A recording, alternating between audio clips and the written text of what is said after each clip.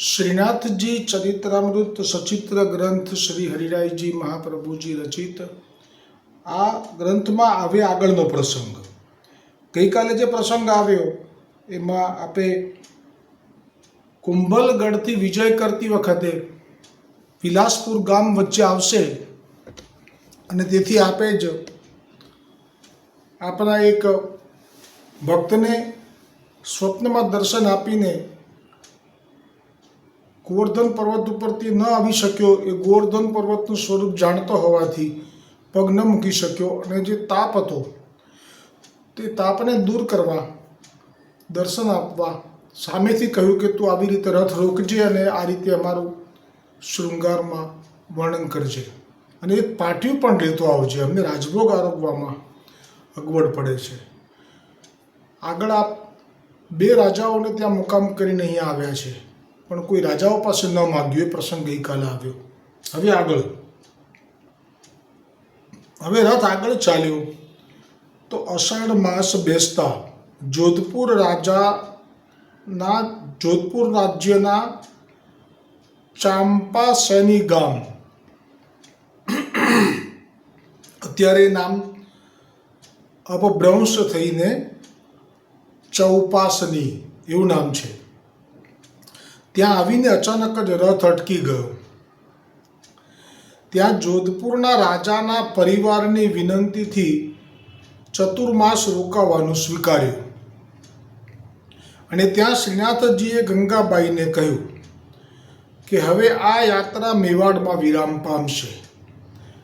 એટલે અત્યાર સુધીની જે આ યાત્રા હતી એમાં તો ગંગાબાઈને જે જતાવે અને પછી એ ગંગાબાઈથી જાણી અને જે શ્રી ગોવિંદજીએ પ્રમાણે રથ ચલાવતા। પણ હવે પ્રથમ વખત આપ ક્યાં બિરાજશો એ વાત આપે પ્રગટ કરી, પણ એમાં ચોક્કસ કોઈ સ્થળ કે સ્થાન નથી કહ્યું। એવું કહ્યું કે મેવાડમાં અમે બિરાજીશું અને એ પણ કાયમ માટે। આ વાત આપના મુખેથી ગંગાબાઈને કહી, ગંગાબાઈએ ગોવિંદજી મહારાજને કહી અને પણ હજી પણ એ વાત તો જાહેર નથી કરી આપે કે અમે મેવાડમાં ક્યાં બિરાજીશું। આટલું જ કહ્યું કે મેવાડમાં કાયમ બિરાજીશું, કેમ કે આ વાત જે છે એ તો વર્ષો પહેલાં થયેલી છે, કેટલા બધા વર્ષો પહેલાં, જ્યારે શ્રી ગુસાઈજી ચરણ બિરાજતા હતા એ પછી તો આ ચોથી પેઢી છે। એટલે ગોવિંદજી મહારાજને કે આપના પૂર્વજોમાં કોઈને આ ચર્ચાની ખબર નહોતી કે આવી રીતે અજબ કુંવરબાઈ સાથે ઠાકોરજીને જે વચનથી બંધાયા હતા તે। એટલે જે ગોવિંદજીએ એટલું જો જવાબદારીપૂર્વક વિચાર્યું કે મેવાડમાં આપને જે બિરાજવાનું સ્થાન અમારે સિદ્ધ કરાવવું હોય તો તે રાજા ઉદયપુરના જે રાજા હતા તેમની પાસે ગયા, ઉદયપુર ગયા અને રાજા રાયસિંહને આ વાત જણાવી। ત્યારે રાજા રાયસિંહે ઔરંગઝેબથી ખૂબ જ મોટું વેર બાંધેલું હતું, તેથી જો હવે એ ઉદયપુરમાં શ્રીનાથજીનું મંદિર બાંધે અને જો શ્રીનાથજીને તે મંદિરમાં કાયમ માટે પધરાવે તો તેનું પરિણામ કેટલું ભયંકર આવે તે જાણી ગયા, કેમ કે તે તો ઔરંગઝેબની સેના આવે અને અહીંયા તો કતલેઆમ કરી નાખે।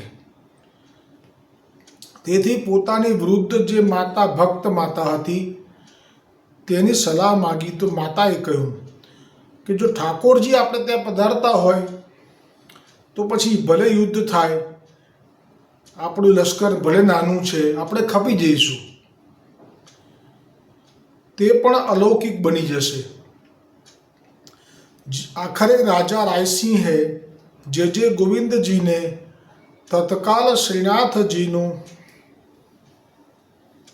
મંદિર બાંધી આપવા માટે વચન આપ્યું।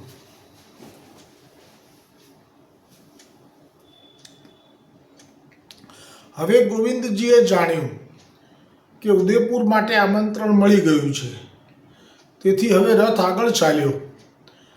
ત્યાં અચાનક જ માર્ગમાં એક સરોવર પાસે રથ અટક્યો।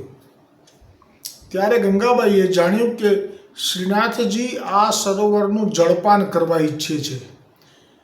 એટલે રથ જાતે અટકી જાય અને ન ચાલે આગળ. એટલે તરત જ ગંગાબાઈને પૂછવામાં આવતું. ગંગાબાઈ ઠાકોરજીને લાડ લડાવતા અને પૂછતા કે બાવા અહીંયા રથ કેમ ઊભો રાખ્યો. તો ગંગાબાઈથી વાત કરતા. તો ગંગાબાઈને તે વખતે કહ્યું કે અમારે અહીંયા જલપાન કરવું છે આ સરોવરનું. પછી એમ પણ કહ્યું કે અમે અહીંયા રાતવાસો પણ અમે અહીંયા જ કરીશું. તેથી તે સરોવરમાંથી જ જારીજી માટે જળ ભરી લેવામાં આવ્યું અને ત્યાં જ ડેરા તંબુને રોપ્યા. ઉત્થાપનથી શયન સુધીનો ક્રમ પહોંચીને સર્વ લોકો નિરાતે ત્યાં જ પડી ગયા.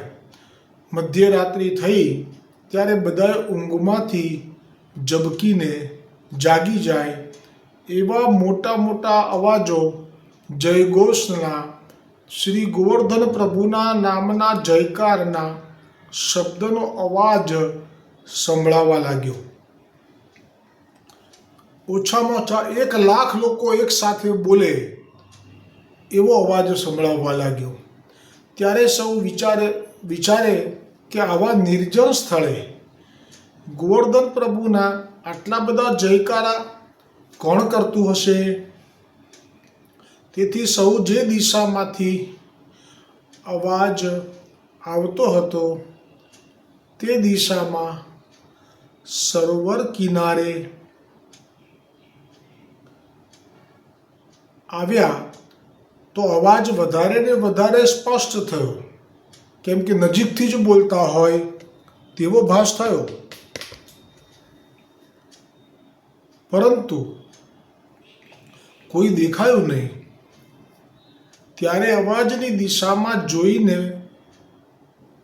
ગોવિંદ મહારાજની આજ્ઞાથી સેવકે પૂછ્યું કે તમે કોણ છો? કેમ દેખાતા નથી? કેમ અમારા ગોવર્ધન પ્રભુના જયકાર કરી રહ્યા છો?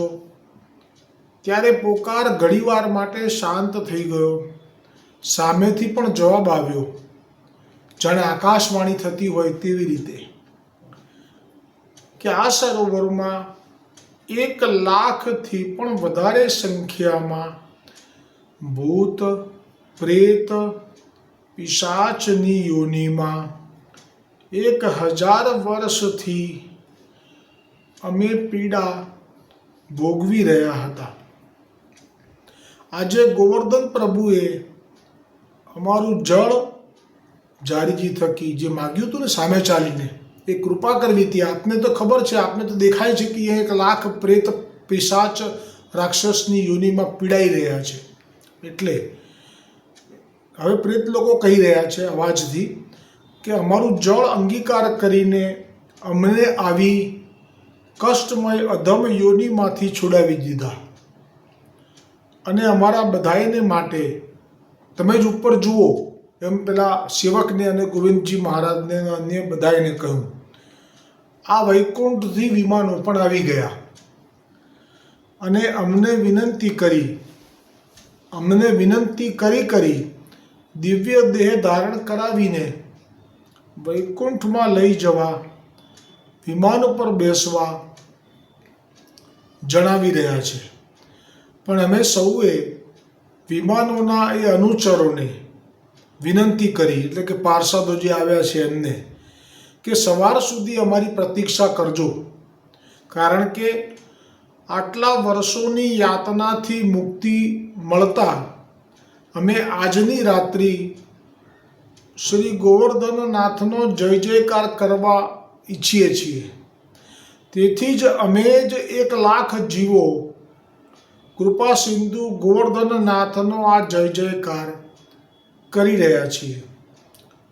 તેથી અર્ધરાત્રિથી પ્રાતઃકાલ સુધી આ જ ધ્વનિ સંભળાયો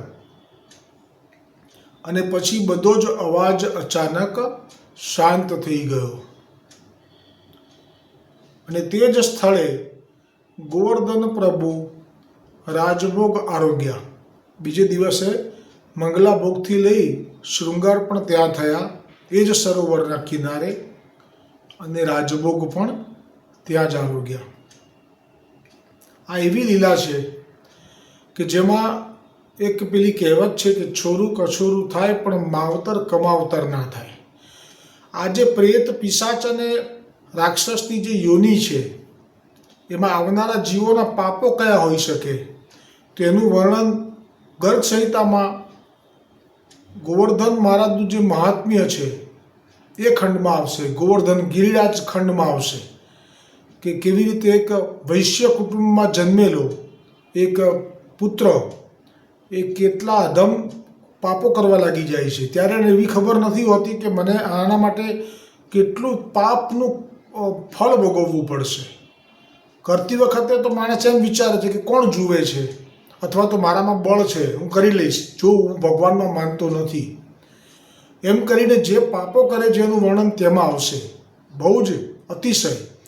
અને પછી જે કસમય મૃત્યુ આવે છે તો જે બે યમદૂતો અંદરથી સૂક્ષ્મ શરીરને ખેંચે છે અને યાતના શરીરમાં નાખે છે અને એ પછી જે પહેલાં તો એને નરકોમાં પાપની શુદ્ધિ માટે ખૂબ પીડા આપવામાં આવે છે અને પછી એને રાક્ષસનું શરીર મળે છે. એટલે રાક્ષસનું શરીર પણ યાતના ભોગવવા માટે છે, પણ એ પહેલાં આટલી બધી યાતના ભોગવ્યા પછી રાક્ષસનું શરીર. હવે રાક્ષસના શરીરમાં પણ એને જે કષ્ટ છે એ જ્યારે મુક્ત થાય છે, ગોવર્ધન મહારાજની શિલા એટલે એક પથ્થર રૂપે સમજીને કોઈ ભૂદેવ રસ્તામાંથી લઈ લે છે વ્રજમાંથી પસાર થતા, અને વ્રજની બહાર નીકળ્યા પછી જ્યાં કોઈ એકદમ દોડતો રાક્ષસ આવતો જુએ છે એટલે ભયભીત થઈ અને એ ગોવર્ધન મહારાજની શિલાનો ટુકડો એની પર નાખી દે છે અને એનો સ્પર્શ થતાં જ એનો રાક્ષસ દેહ છૂટી અને સુંદર અલૌકિક દેહથી પ્રાપ્ત થયા પછી જે કબૂલ કરે છે એને બધી સ્મૃતિ આપેલી છે. તેમાં આવશે વર્ણન કે કેટલા પાપ કર્યા હતા અને કેવી કેવી યોનિઓમાં ફરતો ફરતો એ રાક્ષસ યોનિમાં આવ્યો છે. એટલે કોઈ એવું સમજે કે અહીંયા તો અંધેરી નગરી છે અને કોઈ ભગવાન છે જ નહીં, બધી વાતો છે, તો એના માટે આ સત્સંગ છે કે ના, એવું નથી. એક એક કર્મનો હિસાબ છે. હમણાં જે કહ્યું ને પૃથુરાજાએ કે શુભ કર્મનું શુભ ફળ છે, અશુભ કર્મનું અશુભ ફળ છે, પણ જેને બધા જ કર્મોથી મુક્ત થવું છે શુભ અશુભથી, તો પછી સમર્પણ એ પુષ્ટિ માર્ગમાં સહજ છે. હવે તો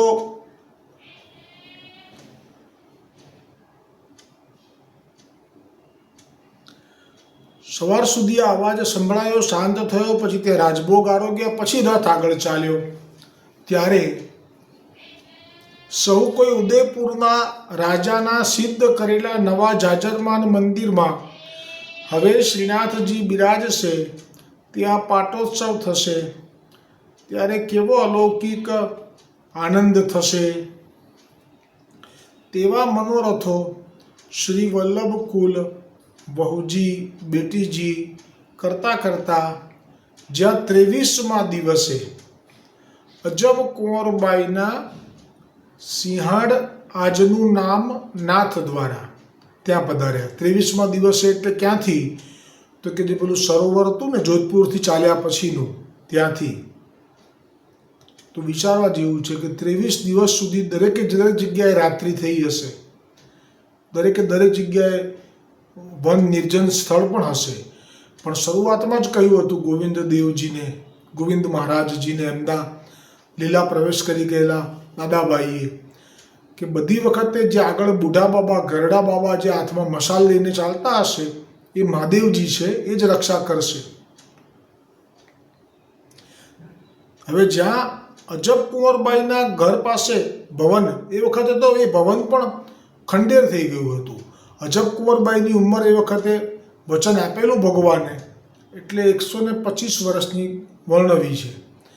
જે છેલ્લે વચન આપ્યું જ્યારે ગુસાઈજી લીલા કરીને ગયા એના થોડા ક્ષણ પહેલાં વચન આપ્યું, એટલે પછી 125 વર્ષના અત્યારે છે. એટલે 2-3 પેઢી જે ગઈ ગુસાઈજીના લાલનશ્રીઓની લીલામાં, ત્યાં સુધી આપ હતા, કેમ કે વચન આપેલું કે આયુષ્ય પણ રહેશે.